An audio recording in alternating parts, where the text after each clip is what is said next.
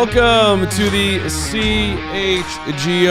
Bears podcast. Happy Monday, everybody. We're presented by DraftKings Sportsbook, America's top-rated sportsbook. Download the app. Use that promo code CHGO when you sign up. Thank you to all the people at DraftKings who gave me great odds on Miami winning the whole damn thing. That's right, baby. It was tight. It was nasty, but the U came through. So thank you, DraftKings. Let's get a good offer so I can get a little payout here. What's up, Herb Howard? Good to see you. Good to see you too. What's going on? And Nick. What's going on, Mark? You had a very rough morning. You doing videos on the Kennedy because you're not. Oh yeah. You know, you drive in from Arlington Heights and there's traffic and you were complaining. Hour and 45. Hour 45. We're gonna take the train from now on. We're gonna explore those options. Have to, because that ain't happening. Yeah, Get a few years, it'll be home. Yeah, that's true. Yeah, very true. So big news we're going to start the show with. We got Robbie Gould news. We got Lamar Jackson news. But Kevin Wells is sitting in for Lawrence today. I believe we have Adam Hogue somewhere out there. Kevin, can we? Oh, yeah. Can we get a live Hogue or 30 minutes ago live Hogue? Because he wanted to say hello to everybody. Hogue is making me jealous about what Hogue is doing as he's hanging out with big-time NFL people and also climbing mountains. Do we have that? We do? Let's see Hogue. What's up, guys? I finished that Super Bowl hike we were supposed to go on. On top of Paistoa Peak. The owners' meetings are down there somewhere, right by that green area. Hope you're having a good show today. I'm jealous that Herb is in studio. You guys always have him in when I'm not there. So, Herb, you're going to have to come in someday where I'm there. But, yeah, kill it today, and now I got to get down from this mountain. I mean, dude's just lurking over owners' meetings and jealous about you. Hey, he ain't jealous. He ain't got nothing to be jealous about me. Not what he at, doing what he doing. He looking all fresh. Shout out to Hogue, man. That's my guy. Did we ever get an update if he got down from the mountain there, or is he still on the voyage down? I don't have an update, and we were going to do that walk, as he said, with him during Super Bowl Media Week, but Nick, you wouldn't get up early enough, so it didn't happen. That's a lie. That's a lie. I was up. I was ready. I didn't do my workouts like I said I was in the mornings, but I was ready. Yeah, no, you were. And looking at the chat, Braggs will be here tonight for Bears After Dark, and I plan to fully accost Greg Braggs this evening. But, all right. So I was having kind of what I would consider a pathetic conversation before the show. I asked Lawrence Benedetto, who's going on vacation tomorrow. I don't know why he's in the office today. I'm kidding. That's been said to Lawrence about 100 times. Say, why are you here and not working? But I asked him. I said, who's your top three favorite Bears of all time? Yeah. Give me your top three favorite Bears of all time. Mike Brown. Lack. And I don't know, maybe Pep. Maybe Julius Peppers. I'm also a huge Major Wright guy. Mike, I know that's not on the same level as the rest Wright of guy. that. Who was the middle guy? Mike Brown, Urlacher. Lack. Oh, Lack. Yeah. Okay. I thought you said Latham. Okay. Brown, Urlacher, and Julius Peppers. Yeah. It's a good three. Yeah, Okay. Chat, you're welcome to do this, by the way. Yeah. Top three Bears of all time. Nick? Devin Hester, Okay. Brian Urlacher, Okay. and then I got into the Bears because of Walter Payton from what I learned from my dad and, family. So those are my three. Okay. And so I'll take the old man seat in the house here and give you Walter and give you McMahon and I'll give my guy Dan Hampton some love, 99. But my point is this: like I asked Law, who's top three? He's like I don't know, Peyton and two others, and like I'm seeing the reaction. Robbie Gould's back in town. He's at the 25th anniversary celebration for ESPN 1000. Bears fans are going crazy for him, and people are dying to have Robbie Gould come back, franchise all-time leading point scorer. Yeah. I mean, we got that Cairo guy under contract. People like he might have the biggest approval rating in Bears fandom history, right? People love Robbie Gould. Yeah, but people are so finicky and they forget, right? Because everybody was running him out of town that year. I was at that 49ers game. I was sitting in the end zone where he missed the kick, and I was watching this, and it just came on. I was like, and everybody's like, oh, he had that bad year, and everybody was ready for him to go. He's obviously had I won't even say resurgence because it was just one down year, but he's obviously been able to continue to be what he was out in San Francisco, and so people regret letting him go. But it wasn't a whole lot of people on the keep Robbie Gould train after that season.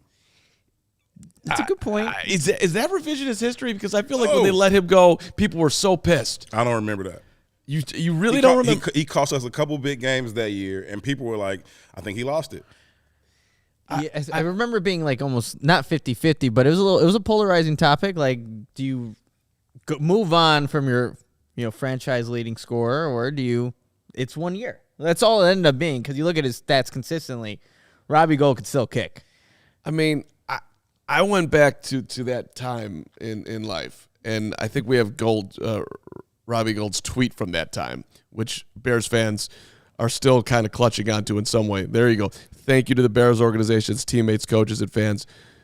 Once a Bear, always a Bear. Hashtag, I can barely sing Bear down. And then I read Brad Biggs' piece from that time. The Bears are expected to sign kicker Connor Barth, who was among the Saints' final cuts this weekend as they prepare for their season opener against the Texans in Houston on September the 11th.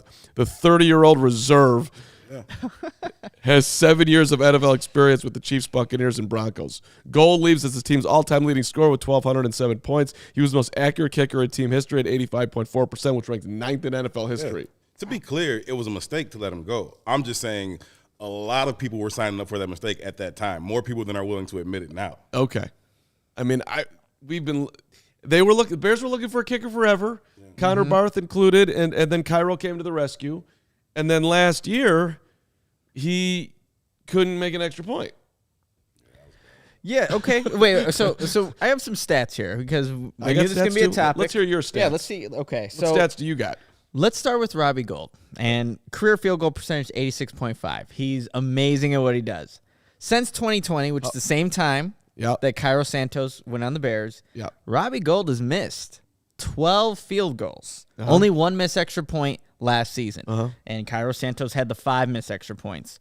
Since 2020, Santos, when he joined the Bears, has only missed half of what Robbie Gould has missed the last 3 seasons.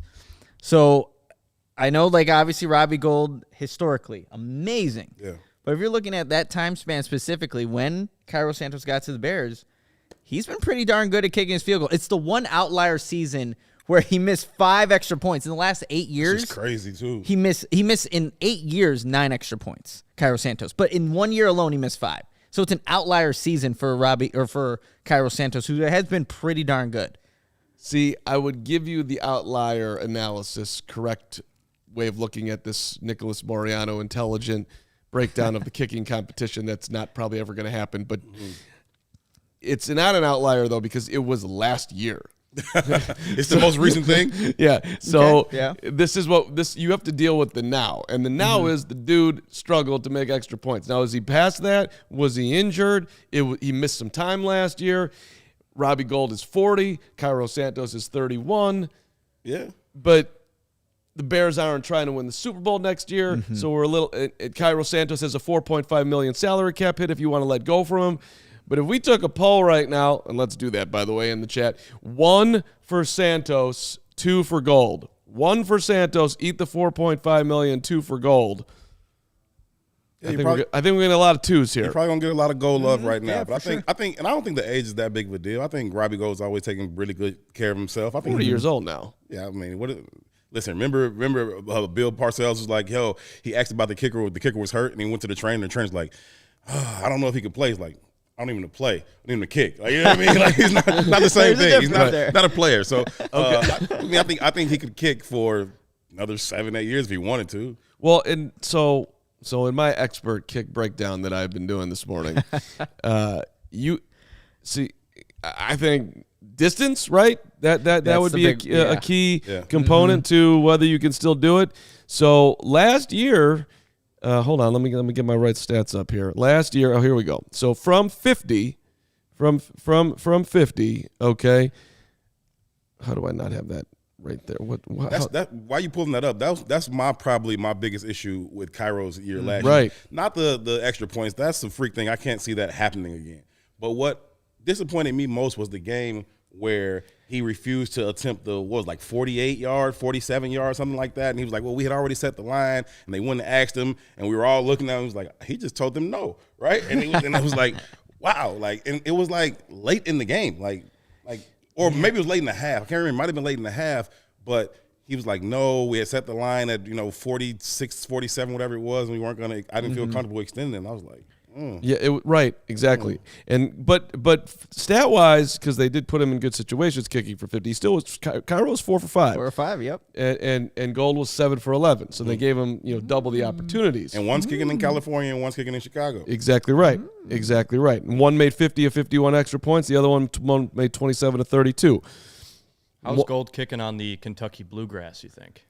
Oh, yeah. Excellent point by Kevin Wells. New turf. New turf. Yeah, new turf. You got to. That's a big part of it, and he's got to get used to now, just the trio, right?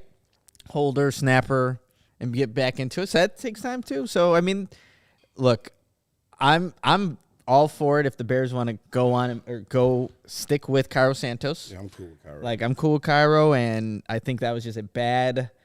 It was I think like a 3-game stretch too, or a 4-game stretch where those extra points, you're like, what the hell is going on? Yeah, it's surprising too, because and I know it's inside, but you see him kick inside the Payton Center up at Hallis, and I remember him booming one from like 63, and it hit high middle of the net. It would have been good for at least another 7, 8. It was a booming kick. And I was like, then he comes back, nah, I can't go 40. I was like, but he has the leg power. Like he can do it. I might change my entire opinion based on that one anecdotal moment of Herb Howard in the beautiful Payton Center. Yeah, he boomed it and hit it high in the middle. Like, oh yeah, no, that's what we're looking for. How high up on that net you getting to? they got that target in the Payton Center. They got that target on there. And he's just hitting it right in the target. See, but I like romance. Like this Gould coming back. It's romantic. It's nostalgic for you. It's a nostalgic, romantic. Feel good. Everything's going right for the Bears. Justin, you're at 3. We got DJ Moore. Which, speaking of, I guess we could segue out this. We're not going to solve whether this happens. Nobody thinks it's going to happen, right? No, I don't think so. Yeah. No, I don't think they're doing it, but it's interesting that Robbie is straight out there begging to come back. He's not worried about no weather. He's not worried. He's got no beef with the organization anymore. He's giving Ryan Poles the love from afar. Would love a phone call. Would they do it? I doubt it. But I do think there has to be some part of the Bears organization, some part of Ryan Poles that is looking at Cairo a little bit like, are we good here or are we not good? Because they can't feel super comfortable. They should be doing that at every position on the roster. Like, can we find an upgrade at kicker? If Robbie Gould, they think that's the option for them, then you explore it. Like, again, he had to be blown away by these quarterbacks in the draft to consider moving on from Justin Fields. Didn't feel like that was necessary, but I think as a general manager, you have to keep all options open.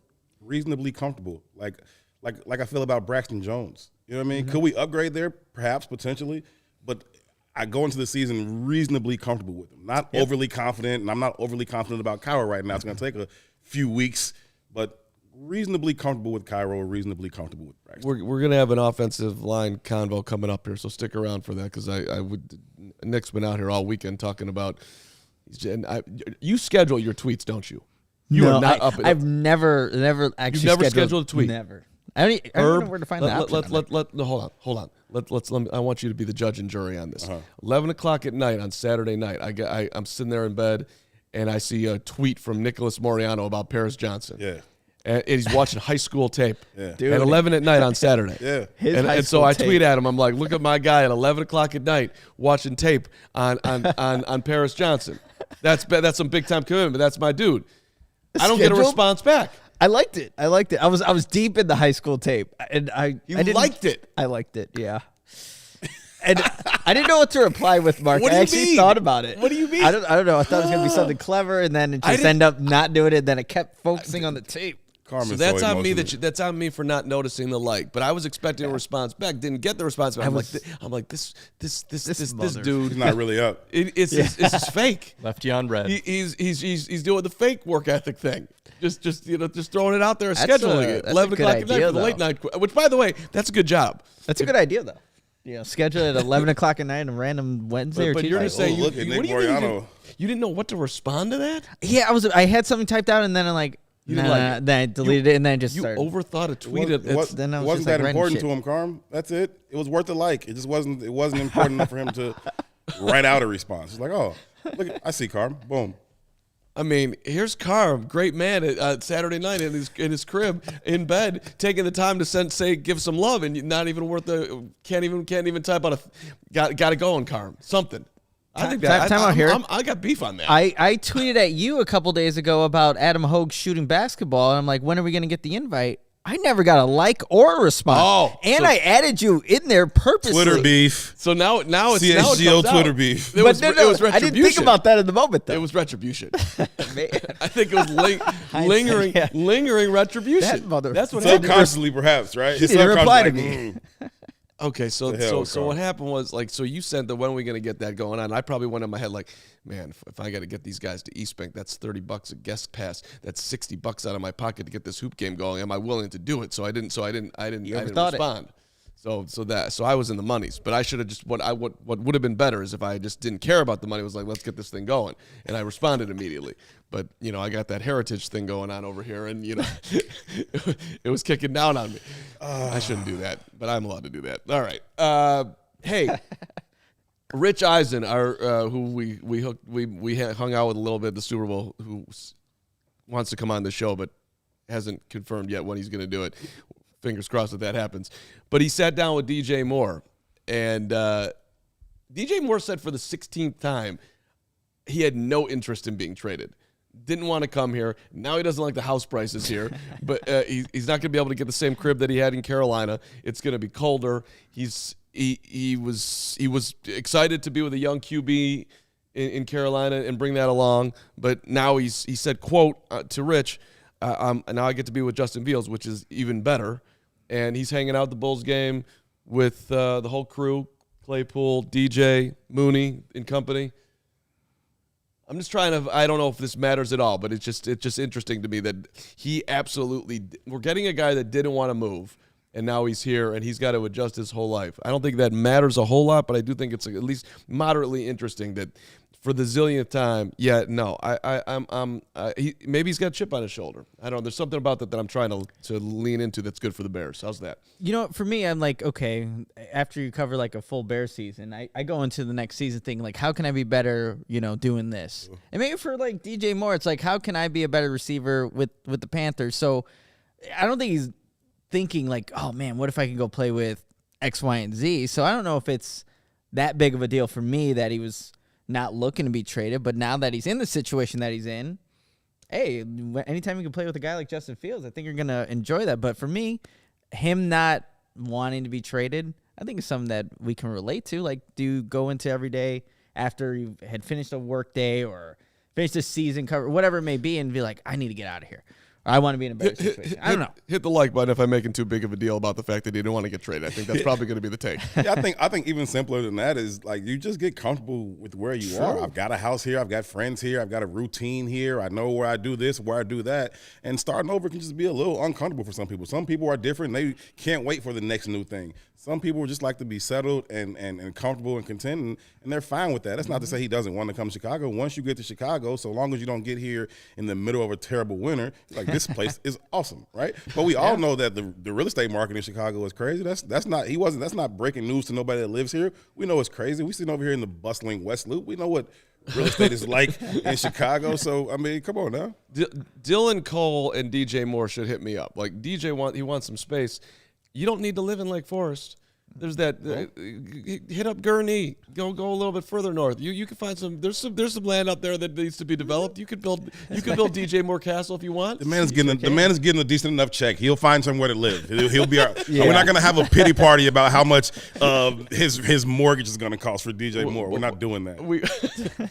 My man needs some space. Then get some space. He's got the resources to go get as much space as he wants. He's got resources. Lake Forest got some serious property taxes out there in Lake Forest. That's yeah, okay. At any rate, yeah. Just don't do Lake Forest. There's a lot of options around there. All right, that was my DJ Moore clip, and then he could go out Chad Johnson and just live at Hallis. That dude did that for 2 years. Yeah, no. 2 years. He lived in the Bengals facility. He's like, why do I need a house? I got everything I needed here. They got a PlayStation. They got a shower. I got a sweet area I put down my bed. And after 2 years, they finally told, hey, Chad. Full cafeteria, gym, trainers. Good. Chad Johnson making all the money. He's like, I don't buy real Rolex. I buy a fake Rolex. Nobody knows the difference. I didn't know that. Yeah, he's like, I've never bought any real anything. Like, people assume it's real because I'm Chad Johnson, but no. So we can't all get away with Ocho Cinco's a boss for that. I love that. But okay, so here we go. For me, it's the reverse. If I get a real one, people will still assume it's fake. That's pan out like no way that's a real Rolex. Those are real Jordans. Those are okay. All right. Let's talk about Lamar, and then we're gonna do an offensive line breakdown. Lamar Jackson out there on Twitter. I think we have that for you. There it is. Letter to my fans. I want to first, you can read it, but I'll read it to you too. I want to first, for all our audio people, I want to first thank you all for all the love and support you consistently show towards me. All of you are amazing, and I appreciate you all so much. I want you all to know not to believe everything you read about me. Let me personally answer your questions. And then he continues on, in regards to my future plans, as of March 2nd, I requested a trade from the Ravens organization for which the Ravens has not been interested in meeting my value. Any and everyone that has met me or has been around me know I love the game of football, and my dream is to help a team win a Super Bowl. Y'all are great, but I had to make a business decision that was the best for my family and I. No matter how far I go or where my career takes me, I'll continue to be close to my fans of Baltimore, Flock, Nation, and the entire state of Maryland. You'll see me again in another uniform. He didn't say that. I think this is interesting on a couple of levels for the Bears. Number one, in most Bear years, like my entire lifetime until right now, you would be screaming, go get this dude. All on. Oh, absolutely. Yeah. You would be, what is it going to take? You got to go get him. The minimum is 2 first-round picks. Let's go over the top. Let's have the best offer. Let's go. Now, hey, Bears fans, you want Lamar, 26-year-old, former MVP, 2019? Yeah, he's been injured. Or, yeah, he has. Oh, Carm, he's been injured. He's been banged up. We got Justin. Like, that would be 97% no. We don't want Lamar Jackson. Yeah. Which is wild, right? Considering, like you said, the history of Bears quarterbacks and what we've seen Lamar Jackson be able to do at this league. He's torn this league up. He's been the best player in this league for an entire year, right? We know how dynamic he is, but I think it's mostly about what we feel the ceiling is for Justin. And we've seen that he can make all those dynamic plays with his legs, similar to what Lamar Jackson's able to do. But I think most people still, at least in Chicago, believe that he has a greater upside with his arm talent. And so I think people are just more comfortable with what they think Justin Fields is, so much as being down on Lamar. And Mark, like before we went live, we were kind of talking about who is Lamar Jackson actually had to play with in terms of receivers in his career. Hollywood Brown is arguably his best wide receiver, and he's tearing up the league. Yeah. Like, if you're one of these teams that needs a quarterback and you're looking at this draft class, yes, there's maybe some franchise guys in there, but why wouldn't you want to go and just explore this option that you have? A 26-year-old who has produced in the NFL with not a lot around him in terms of wide receiver talent. They've had a good offensive line, good running game, the Baltimore Ravens, and they've catered that offense to him. But he hasn't had receiving threats that are what Justin Field has in DJ Moore. Did you just say, why wouldn't you pursue that? Did I hear that right? If you're one of those teams, why wouldn't you pursue a Lamar Jackson? If you're one of those teams, not the Bears. Yeah. Okay. No, not the Bears. Yeah, I think you definitely should pursue, but I think that the NFL is pretty intentional about not wanting to repeat the Deshaun Watson thing, right? Yeah. Like that, you talk about outliers. He got over on the Browns, and the rest of the league is like, hey, that's never going to happen again. Stop this train right now. And we see Lamar Jackson coming down, trying to get on the same track. That track is obliterated, and that's never going to come out. Nobody's ever going to say it. I know people are going to talk about collusion. It's almost impossible to prove, but I don't think the NFL was going to do that. And so I think there are a lot of owners and GMs that would love to have Lamar Jackson as the face of their franchise and the quarterback under center, but considering what happened with Deshaun Watson in that contract, I don't think anybody was going to go down that road again. I think it was probably made very, very clear in a lot of back channels. We're just not doing that. And at the end of the day, it comes down to leverage. Yeah, Lamar just doesn't have much leverage in this situation. He's kind of, at the mercy of the Ravens, and he's gone to his kind of last resort. We saw Roquan Smith do this last year, right? Come out with the public statement and the trade request that went public, and it was like, yeah, that's your last resort. When you get that, it's like, I don't have nothing else. This is all I got. Let me try to win this in the court of public opinion, and I don't know that it's going to work out any better for Lamar than it did for Roquan. Well, what do you read into the fact that he asked for this trade on March the 2nd, and we're sitting here on March 27th, and 25 days later, and nothing's happened? No one wants Lamar Jackson. Everybody is just thinks that he's a banged up dude that's overpaid, and we're not going to give up multiple first round draft picks for him. Is that the deal? Well, I remember too. Like there were a bunch of teams that came out publicly. They were like saying we're immediately not going to be in on Lamar Jackson, which was I thought a little weird. Wait, like it was instant. Immediately, all these teams like I don't want him. I don't want him. I don't want him. What do you mean you don't want Why? him? Like, why are you so quick about it? Why you got to say that? Exactly. You know what I'm saying? Like what other potential player? Somebody, everybody coming out like we definitely don't want that guy. That's just weird. It sounds like guilty. It does. Yeah. Right, but that part we're not like. We don't even need to get to the contract part. Sure. But I guess maybe we do because they still got to come to terms with him. Right. And you got to give up what I think it's two first round draft picks. But you could listen. You could play it out on the $32 million and then the tag next year, which is 40, and okay. We'll work out a contract at some point along the lines here. Let's get you healthy. Let's get you functioning. Let's get you dominating here in Detroit. Let's get you dominating here in Green Bay. That's where I try to get to the nervousness of what could happen. I mean, if you're the New York Jets, I know you're all in on like Aaron Rodgers, but wouldn't Lamar Jackson make more sense because he's 26 and he's been he's got weapons around him. I know Garrett Wilson, Well, and I also wondered, at least somewhere in the back of Ryan Poles' mind, did you want to move forward with Carolina when you were worried about, things can change down the line? Well, maybe Carolina has a flip. Carolina's they're bringing in Adam Thielen. They're bringing, they got a whole lot of veterans who are coming along. Bye, Lawrence. Have a great trip, buddy. Or are you just going to lunch? Okay. Okay, all right.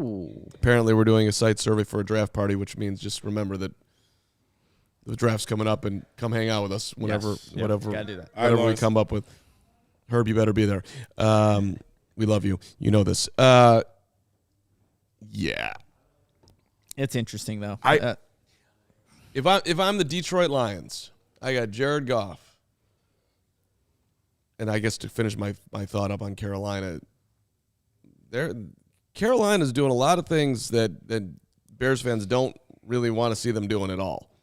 You got DJ Chark, you got Adam Thielen, you got Miles Sanders, you got Hayden Hurst. You got some weapons over there. I mean, maybe C.J. Stroud's going to be sweet. Maybe Bryce Young's going to be sweet.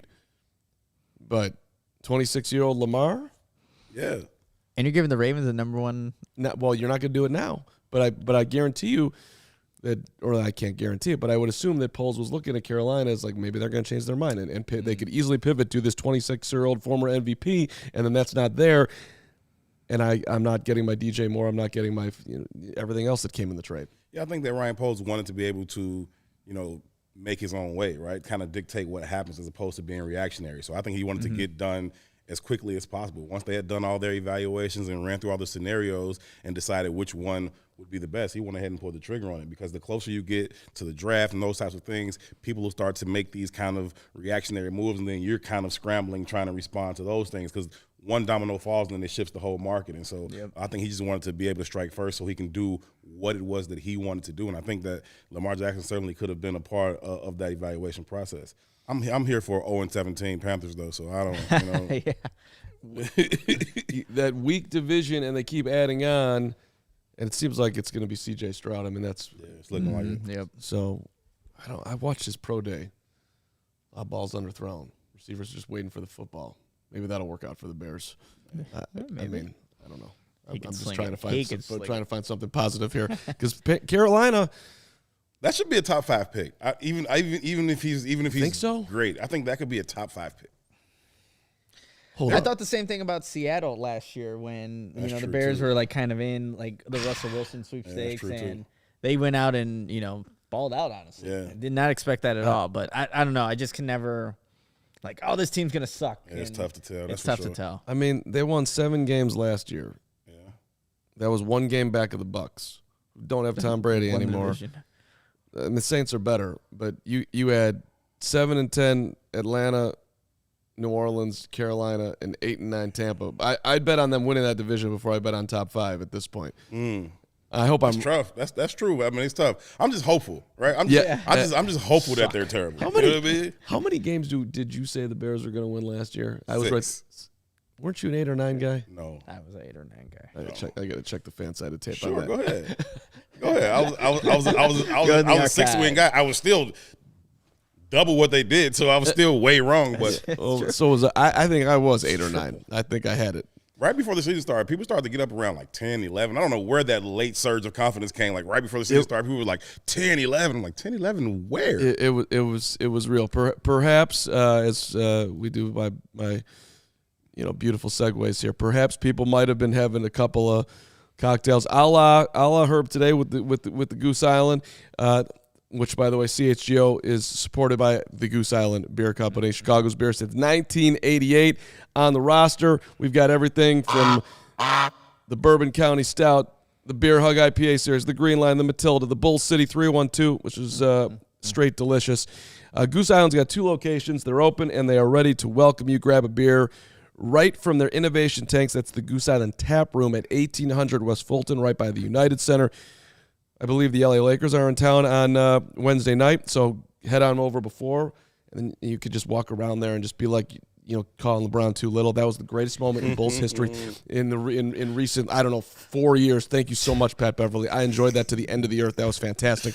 You can also get a smash burger and a fresh beer of the week at the original Clybourne Brewhouse, 1800 North Clybourne.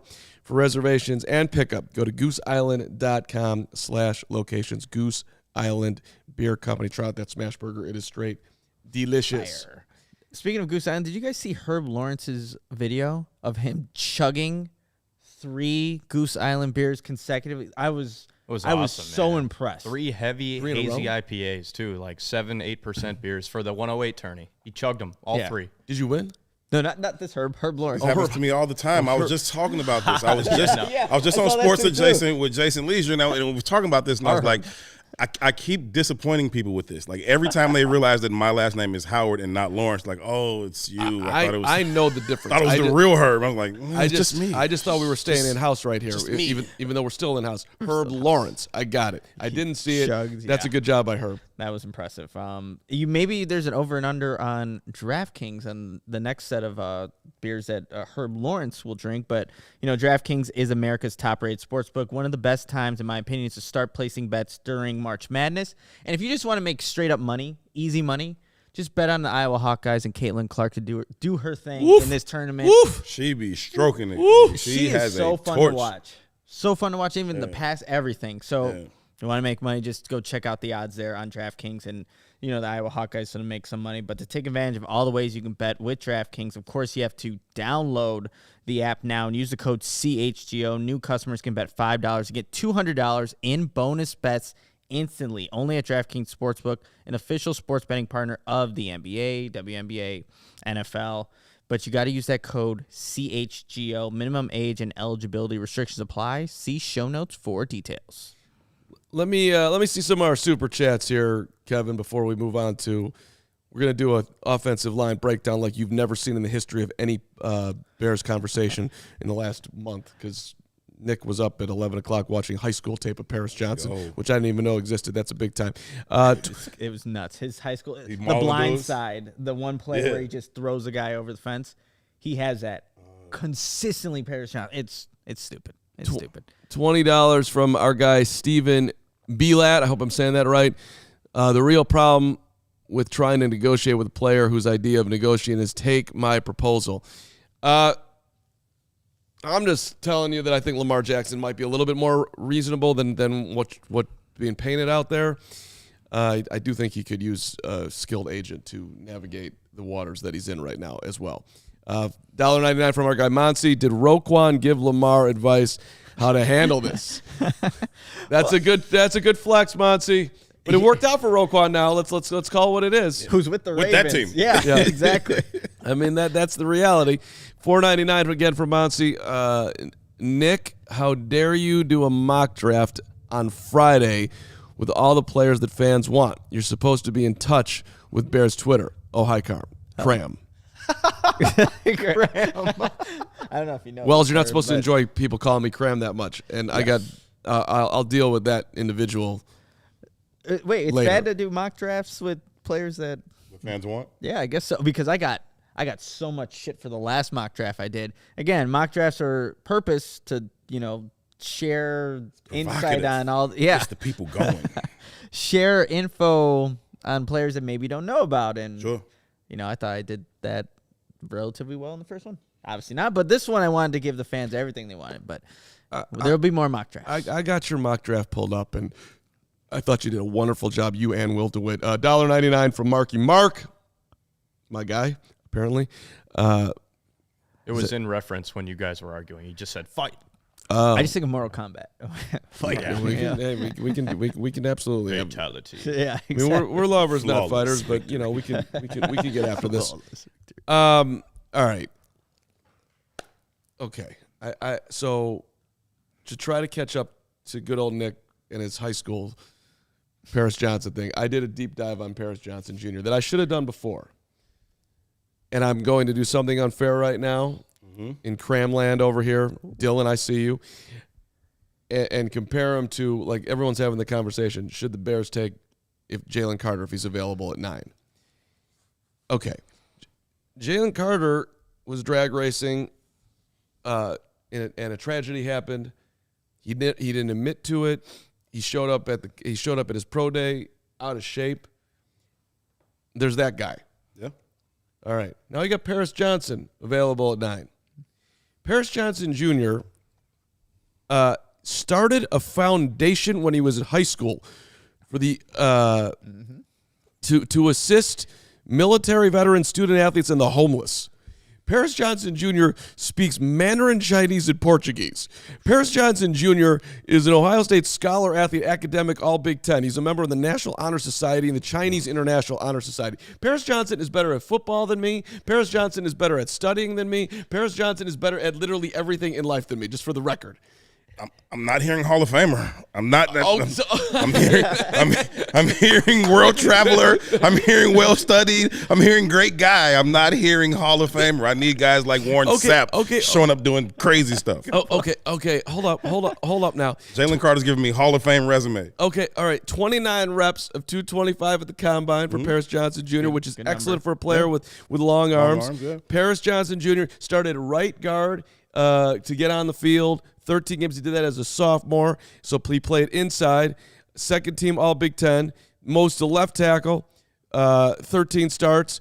A second team Associated Press All American. First team All Big Ten. All right. He's and maybe Nick, maybe you could take it from here. But when I watch his tape, I mean, dude's athletic and he's huge. I think he's at the top of my list here. But I'm willing to hear. I'm willing as far as the offensive linemen go. I'm willing to hear otherwise. But this dude wrote for the student newspaper at Ohio State. He wrote for the Lantern. He majors in journalism. He majors in journalism, but he's like, money where your mouth is. If you Google Paris Johnson Jr. the Lantern, you can read 20 articles that Paris Johnson Jr. wrote. Yep. That is this dude is a unicorn in my mind. Like, what? You speak Mandarin, you write for the school newspaper, you're 6'6", 340 pounds, you move around, you can play inside, you can play outside. There's not a lot of this dude running around. That's all I'm saying. Agreed. No, there's not, Mark. And in terms of what the Bears need out of their wide zone scheme, he would fit. He's a guy that can move out in space. He's good at anchoring. The big thing with him, and I think when you think about Paris Johnson Jr., Peter Skoronski, Broderick Jones, he might be the most ready to play right now if you're thinking about the Bears. And if you're staying at 9, obviously you want somebody that's going to be a week 1 starter. No doubt. And if you like Braxton Jones, even on the left side, you want to put a guy like Paris Johnson Jr. on the right to begin his career, you could do that, and then you have your best 5 available on the line. The big thing he needs to work on, I think, and you can read this what a lot of scouts think, but also what I was kind of seeing on films, like the play strength needs to improve a little bit, but those long arms is something that this Bears coaching staff covets, wants in their offensive linemen. For sure. There are a couple reps where he's oversetting in his pass rep, but because he's 6'6" and has these long arms, he can compensate for that.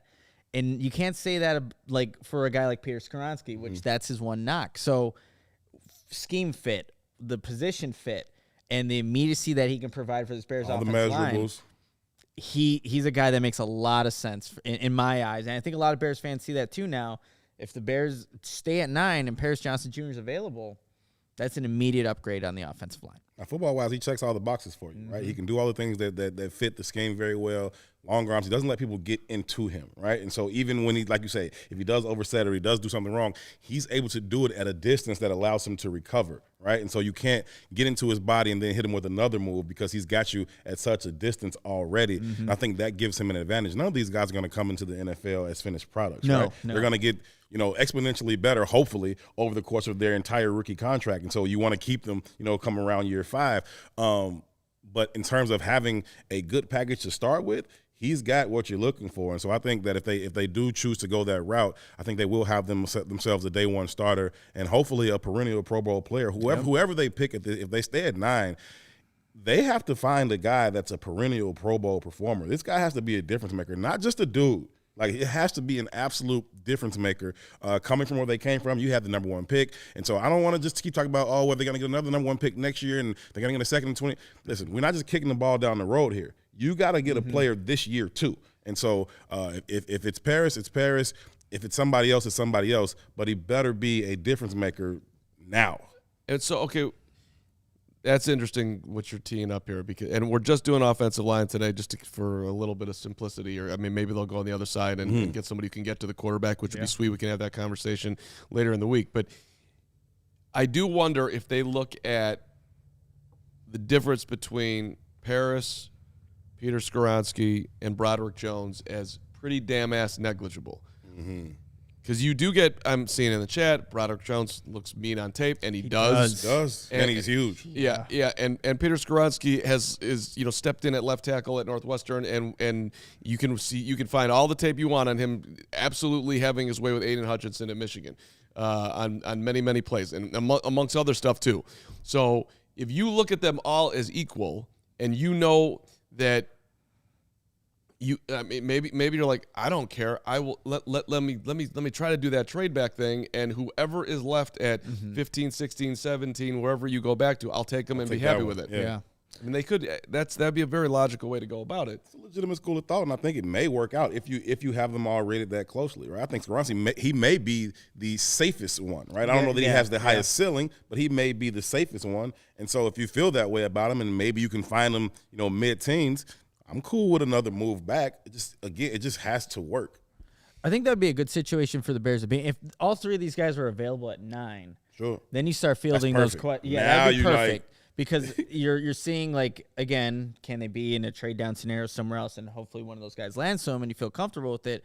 That'd be a great scenario to be in.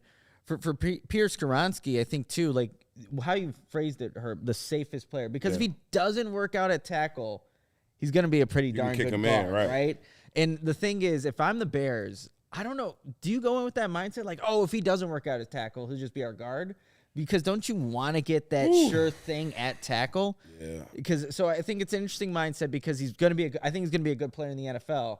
But if I'm at 9 and I want to get a tackle, I'm probably leaning towards Paris Johnson Jr. and Broderick Jones more than Skoronski, even though I think he can play maybe the right side. And a lot of scouts believe that. So it's an interesting conversation, however you look at it. And a lot of people are saying that you could literally put Peter Skoronski at any position on the offensive line. Yeah. He was listed very weirdly coming out of high school as did my Skoronski research to try to keep up with you people out there. he was listed as they said he's like a 4-star center. He never even played center in high school. And then his high school coach, David and Sarah, shout out Maine South, David and Sarah, I got you. One of the most humble players I've ever coached. His whole recruiting process, nobody knew anything that was going on. He had so many big-time offers from big-time top 5 programs that he never talked about. He doesn't promote himself. He rarely tweets.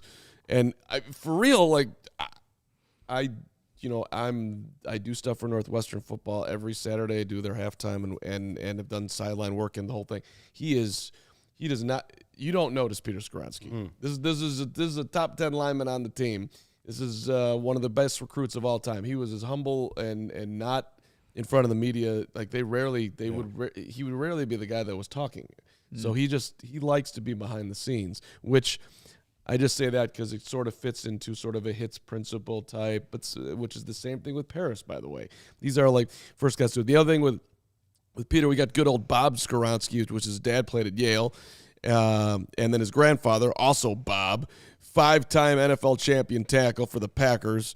He was a part of the first 2 Super Bowl victories, and he's in the Packers Hall of Fame, which I think everybody knows, but just still needs to be mentioned. That's the lineage here that we're talking about.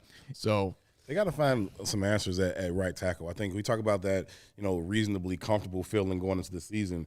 I don't think anybody feels that way about right tackle right now. You talk about Larry Borum, Alex Leatherwood, and listen, maybe the kid finds himself again. Maybe Alex Leatherwood surprises everybody, and he's like, see, this is why I was the number 1 pick. Maybe that's true, right? But love a Leatherwood hopeful moment. Let's go Leatherwood. That would be great, right? That would be great. But I don't think that they can bank on that with any sense of comfort to say that's the reason we're going to go a different direction instead of O-line. I don't think they feel good at right tackle right now. I don't know how they could. They can't, yeah. Do you believe that they'll do best player on the board? If Witherspoon's there and they like it, and if they have him rated highest, do you think they'll pick a corner? I'm starting to lean more that way, right? I think earlier in the process, I was real tied to needs, but as I've just kind of watched how Ryan Poles has gone through this entire offseason, I think he's just in the player acquisition mode. I just need good football players in here. There were not a lot of good football players in that locker room. We were there at the end of last year. They were bringing in makeshift lockers to put them in the middle of the locker room for people. They walking around introducing themselves to each other. Like, nobody knows these people. Hey, it's week 17. Yeah, so they need an influx of talent all over the place. And so, when they start to sign, 2 big signings are linebackers. People like, linebackers? Like, yeah, they need a lot of things, right? They need a lot of things. And so this isn't a team that's one player away. They aren't a right tackle or a left tackle away from winning the Super Bowl. They need football players. And so if that's how they view it, and they say, hey, well, the best player on the board right now is a corner, or the best player on the board right now is a running back from Texas, and go with it. Yeah, we did a poll not too long ago with Bijan Robinson. If 4 players that were Robinson, Jackson Smith-Njigba, Peter Skoronski, and I believe Paris Johnson was the 4th, who would be the most controversial? It was Robinson from the Texas running back, and if they were to get the guy like that, yes, you improve your offense, and Fields and him in the backfield would be awesome. That's scary.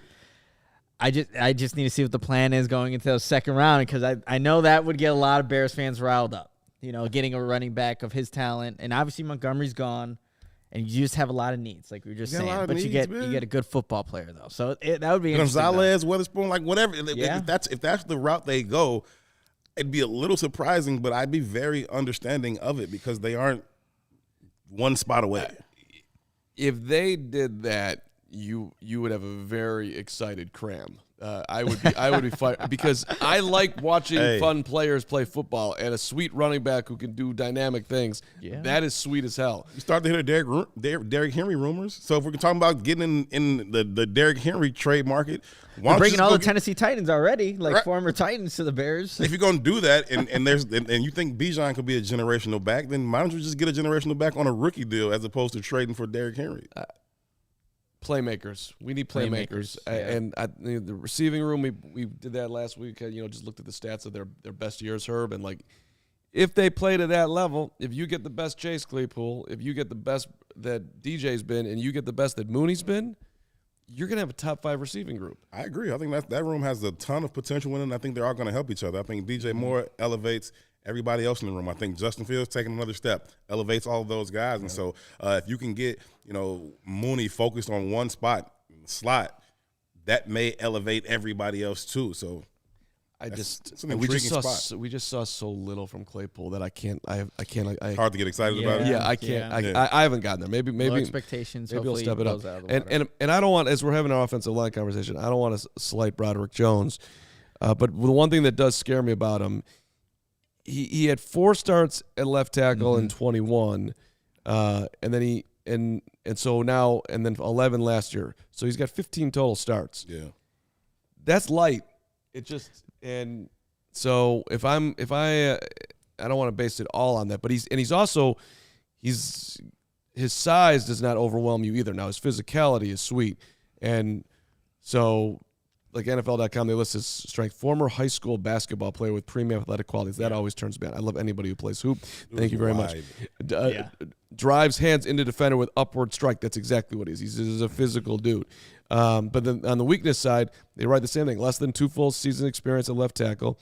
And then goes into all the offensive line. So needs to keep his chin tucked and back flat in protection. Punch comes from outside angles, is slow to stick the rusher, gives early ground when challenged by power rush. And he's going to be challenged big time. Doesn't fit up run blocks in one fluid motion. Will need to improve strength as a pro. Tends to duck head, and they all have their weaknesses. Sure. Every single one of them. So I'm just reading his. But to me, that he falls a clear third. But I also like if they do trade back and they end up getting him at 18, I'm okay with it. And I would factor in the just being at Georgia for the past several years. I mean, just in the trenches in practice there, right? Both sides of the line, they've been ridiculous, and so I think there has to be some value for that too, right? He's going up against that caliber of guy all summer, every day. So I think that there's something to be said for that too.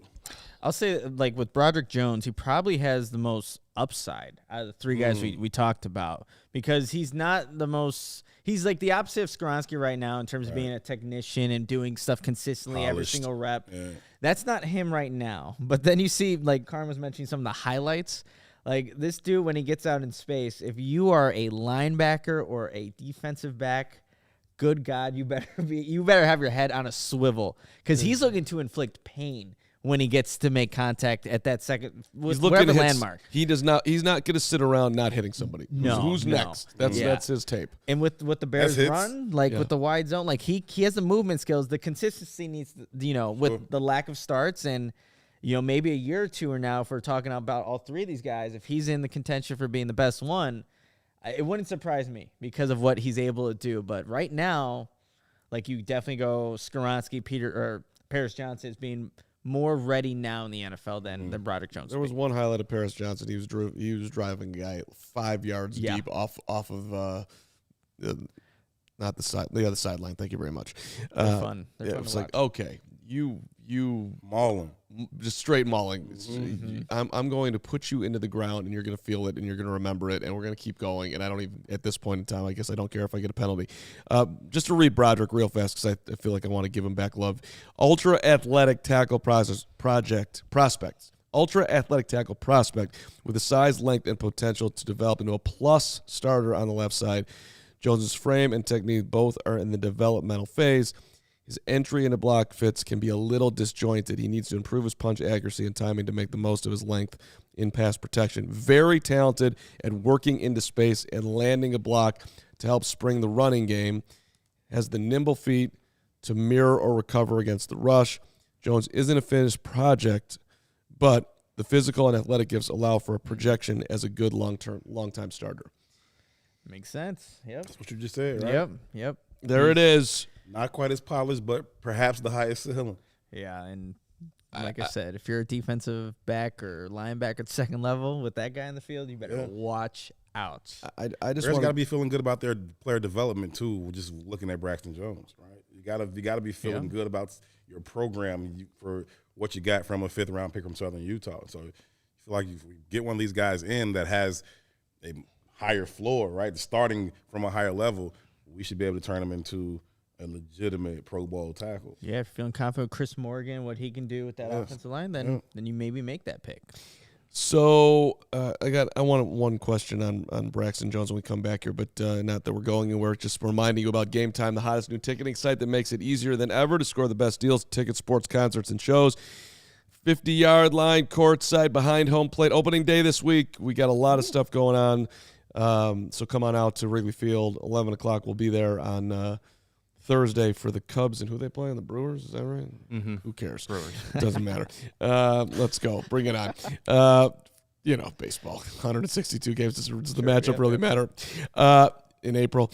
You will not find a better deal on the secondary market than on Game Time tickets as I pull up the prices right now for opening day.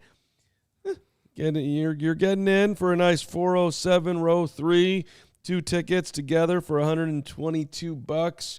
So that's $61 a shot for opening day. If you go later in the week, it'll be $12 total to get in. So always consider that in April. Baseball is baseball. You don't need to be out there with everybody, although we'd love to see you on opening day. I get it.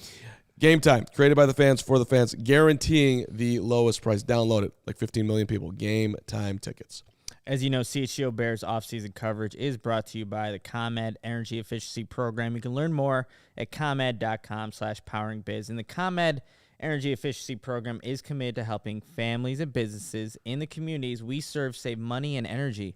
And Carm, do you know what a facility assessment can help you with if you were to get one? I know it's like 8 zillion things, but tell me specifically. Yeah, I can tell you specifically. One, it's energy-saving opportunities, whether it's lighting, HVAC systems, commercial kitchen equipment, and industrial processes. So that's all huge. Yep, all huge. And an authorized engineer, Mark, will go to your house personally. Is he friendly? I hope so. I think he will bet be. he is. And he'll help develop a detailed, whoever, with a detailed assessment plan specific to your goals and needs.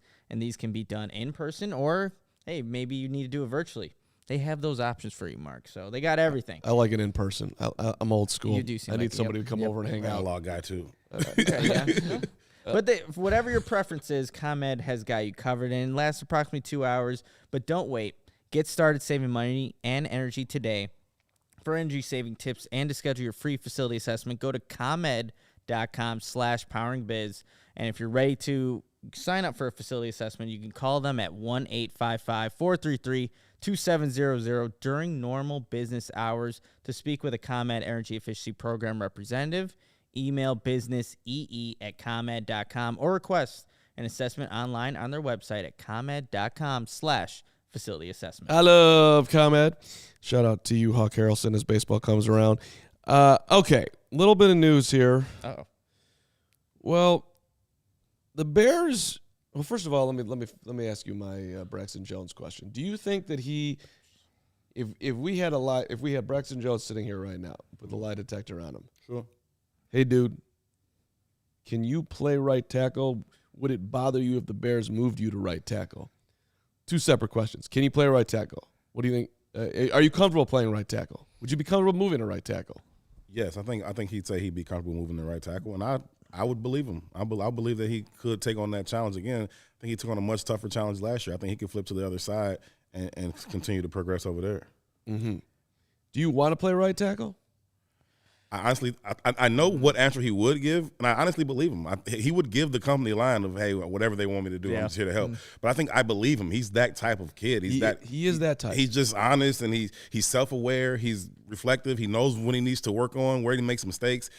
I think he'd be fine with it. And, again, he has that fifth-round small school pedigree that's like, dude, I'm happy to be here still. Like, yeah, I'll go play on the right side. I'm perfectly fine with it, and I think he'll put his all into that process. See, I'm sitting there if I'm him. I just stepped in as a rookie on a mediocre offensive line. Sure. And I did get some help at times, but I held my own. And I'm spending my offseason in the weight room. I'm putting on 5, 10, 15, 20, whatever pounds he's going to put on. Of muscle, that's good. Mm-hmm. Yeah, I think you are making a mistake moving me off this position because there's pride in the fact that you can play it, and you're going to make a lot of money playing whatever position. You see the money that Mike McGlinchey just got playing right tackle, but left tackle is the premium spot, which actually McGlinchey got more money than Orlando Brown. Seymour will know that, though. Seymour will know it quickly. Like, just like when they first start giving him the first team reps at tackle, we were all like, oh, this isn't real, right? They're just moving things around. Mm-hmm. And then it just kept happening. It was Tevin, and then they bring in the veterans, and it just keeps happening. He keeps being at the number one spot. And so I think that Seymour will know relatively early, even if he does choose to move him over there, whether or not the next kid can hold up at the left side. And if not, you just flip him back early enough to where it doesn't really stunt your growth. You know, there's going to be a lot of fluctuation on this offensive line as, you know, we're going in here. It's, March 27th. But for Braxton Jones, yeah, I agree with you, Herb. He's going to give all the, the company line saying, yeah, I can do whatever's best for the team. I want to see what he can do in year 2 of left tackle, to be completely honest. I'd like to. With a little bit more weight to his game and then being able to anchor a little bit more. I think the last meeting against Detroit soured a little people about how his future can be at that position. But the guy didn't miss a snap, and for a guy who was a 5th-round draft pick asked to start, there's some upside with Braxton Jones, and now that he's got a year under his belt, I want to see what it looks like personally. So if the Bears want to go that route, I'm all for it. I'm a Braxton Jones guy, man. I like him, man. Had an opportunity to sit down with him, do a one-on-one for about 15, 20 minutes. towards the end of last year, maybe in the middle. And I was just impressed with him. He continues. He's consistent. He's the same guy every time, and he's cool. He understands it. When they were doing the top 100 player filling out their forms, it was like after they had played. I can't remember what team the guy played for, but anyway, who's Melvin Ingram play for? Who? Melvin Ingram. That was Denver, right? Or I don't know. Whoever Melvin Ingram plays for, doesn't matter. Chargers. No, we didn't play the Chargers this year. No. Melvin Ingram. The Dolphins. Yes. The Dolphins. Okay, that's why it's right. Yeah, the Dolphins. Yep. And we come in, and yes, he had got bull rushed, real bad, and I walked past him. He's filling out his top 100 players, and I was like, yo, Melvin Ingram better be on your list. Like, that's all I know, right? And he just looked up and just laughed like, "Oh, you think you're funny?" I'm like, man, but he was cool with it. Like, you know what I mean? He could have just got up and threw me across the locker room if he wanted to, but he laughed it off, and he understood I was just joking with him. I think he understands himself and what he needs to work on, and he knows that Melvin Ingram walked him into the backfield. He also got walked by who's the commander that killed him? Oh yeah. That was I only when you say commander, I just want to say Deron Payne so bad, but that wasn't. No. It wasn't Payne. It was hold up. It's anybody out there is getting mad at us because we're not pulling names out. That just far removed. Just give a little give a little leeway. Montez Sweat. Yes. Walked him. He was killing him. Walked him. That was a bad game. I was like, okay, game the Bears should have won. Good thing they didn't. Yes. Way to go, number 1 overall. All right, let's wrap up with this. Shout out to the comments coming through with the sweat. Yeah, yep. There we go. The commenters are great when we don't know the exact answer there. I mean, it was quick. That was one of his worst games of the year. It's like, oh, you do not have the physicality to do this. Mm-hmm. But that's also where you. I'm glad that's his problem. Too. Exactly. Like out of all the things that could be his issue, like strength, and that's what the offseason's for. And that's what he's working on right now, hopefully to, not have that be an issue in 2023. No disrespect, but the Southern Utah weight room doesn't look like Hallis Hall, right? No. I'm sure it doesn't. The meal program ain't the same. He's going to bulk up. He's going to get the strength. I think he'll be able to anchor just a little bit more. And we talk about technique and all you want. At some point, one dude is stronger than the other. Right. And he just got to get there. He has the frame for it. I think he'll grow into it. Yeah. I'm bullish on Braxton Jones. I could say bearish, but that wouldn't work. And if we're talking stocks. Hey, okay, so I want to wrap up with this. And Herb, awesome to have you here, by the way. Appreciate you. It's always fun. I appreciate y'all having me. Mike McGlinchey has got a piece on ESPN detailing his entire free agency, and he doesn't make it out like the Bears were in there at all. And Nick, you know this. You've delved deep into this piece, so it's just interesting to me because I think we all thought that the Bears were second and just didn't come up and meet the price in the end. But that's not what he's saying happened. Yeah, and there's a great quote from the piece. He basically told his free agency story to an ESPN reporter, and in it he says, "I didn't even really field another offer because Denver's was so good right off the bat. They were direct, and going into the process, they thought a handful of teams would be in the hunt for his services in 2023, but that didn't end up being the case."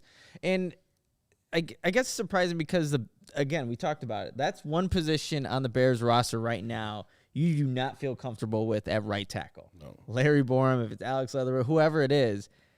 And Mike McGlinchey, he's not the perfect prospect. And Denver, if you're looking at teams to follow, is probably not what Denver does, considering all the moves they made. But he's now a Bronco. But I would have just thought that the Bears might have been a little bit more interested in a guy for a position that they don't currently have. And they still have a bunch of cap space that they have to spend from now until before the start of the next league year in March. So maybe they use that money differently, but it could have been a good investment in a right tackle. Once you marry your partner, don't you always say you were the only one? You know what I mean? Like, oh, it was always you, babe. It was never anybody else. I wasn't even considering anybody. It was you. After the marriage, of course it was you. So you don't buy it? No, we went on a lot of dates before we got married. I was talking to everybody. The door was wide open for whoever. Like we was outside. So I don't buy it. I think he answered the phone every time somebody called, and I'm pretty sure the Bears called, and ultimately he liked the Broncos package better, and so that's where he went. But once you make the decision, oh baby, it was only you. I was never interested in anybody else. See, I wanted to hear something like, I had a really tough decision between Chicago and Denver, but why? Why would you just do that? You know what I mean? Well, if it was like, but it just sounds like, and maybe this is totally fine, by the way. Ryan Poles had his price on Mike McGlinchey. It wasn't anywhere close to what the Broncos were revealing. He wasn't going to do it. Yeah. And they'll figure it out however they're going to figure it out, so we're not in. But I don't know. It would have been more fun in the piece. Like, I was interested in Chicago, but their offer wasn't anywhere. Maybe that is actually what he's saying. I was interested, but that offer never even got to me because it wasn't anywhere close to what Denver was doing. So I guess what's coming clear out of that is the Bears still need a right tackle. The Bears need a right tackle, and the Bears were not. The Bears were not close. It was not. Yeah. It was not. They were never. It wasn't. In his words, it wasn't. Not neck and neck. I tend to believe him. Which, okay, they didn't want Mike McGlinchey. There is a lot of belief in Ryan Poles right now. A lot. Mm-hmm. I mean, it's like, okay, you have no choice but to trust him at this point. Then see how it all plays out. I don't want to go back down that road, but if Pace was doing what Poles did this offseason, Bears fans would be highly skeptical. Highly. Yeah, perhaps. But I think that, first of all, I don't know. Stylistically, I don't think that's what he would do.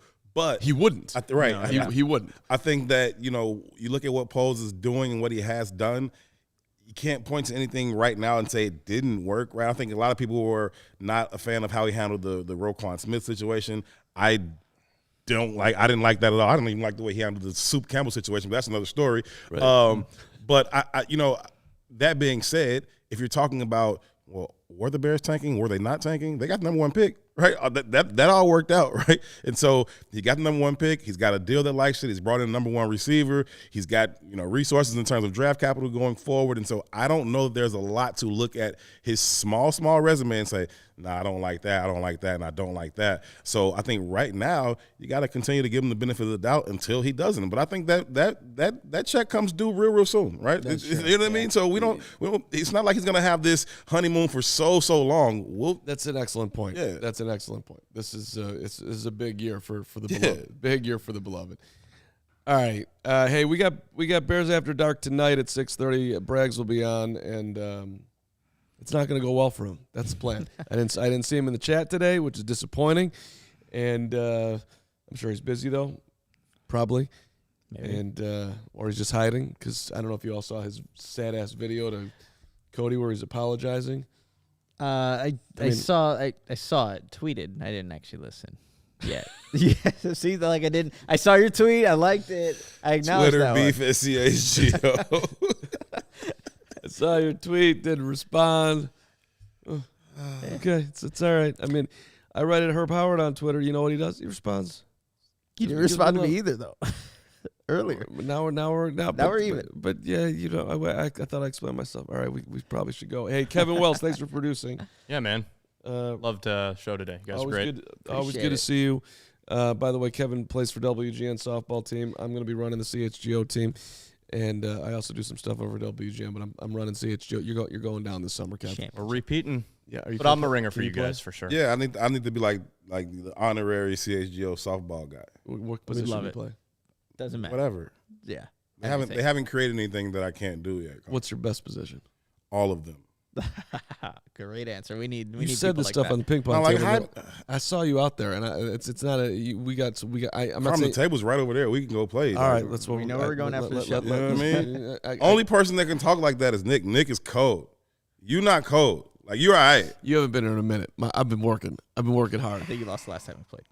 Knock it off, man. I did. I think I did. But yeah, I'm down to play softball. Throw me in the outfield somewhere. I don't. Okay, there we go. I don't need to be quick twitching, no shortstop, third base. I don't need none of that. Put me in the outfield. Okay, I got you. Outfield. We'll make it happen. I'm putting everybody on notice. You too, Shane Rinnan. We're coming for you. I will find a way to win this thing this year if I'm going to be running the show. All right. That's the goal. All right. Have a great rest of your day. We'll see you at 6:30, and bear down.